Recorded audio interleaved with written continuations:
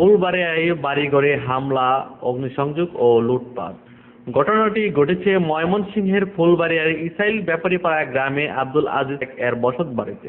আব্দুল আজিজ জানায়, গত 24শে মার্চ সন্ধ্যারাতে সন্ত্রাসী হামলার পাশাপাশি অগ্নিসংযোগ চালিয়ে ব্যাপক ক্ষয়ক্ষতি ও লক্ষাধিক টাকার মালামাল লুট করে নিয়ে যায় মিজানগঞ্জ। মঙ্গলবার দিন রাত্রে মিজানটা লুট লইয়া আমার হামলা দেয় এরা আমার ঘরে আগুন দেয়, খেরে ঘরে আগুন দেয়, কিছু লুট টাকা পয়সা লেগে গেছে, ক্ষয়ক্ষতি মেলা গেছে, গরু হয়ে গেছে, কেটে গেছে, টাকা পয়সা 2-3 লাখ টাকা নিচে আর কি।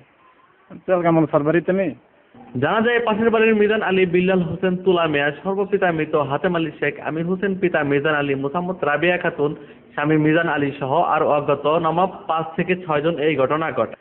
ওই মিজানে আগুন দেওয়া হইয়া যায় সময় আর কি, তারে আমরা আর কেউ রেখেছি হেরে গেছি, ফুটতে গলি আর ছেড়ে ফেলা।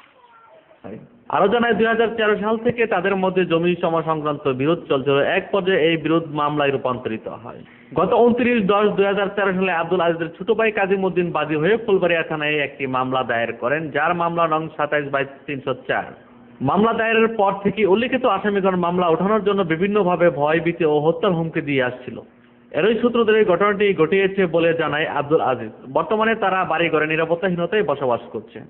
মাসুদ রানা, অপরাধ সংবাদ, ফুলবাড়িয়া, ময়মনসিংহ।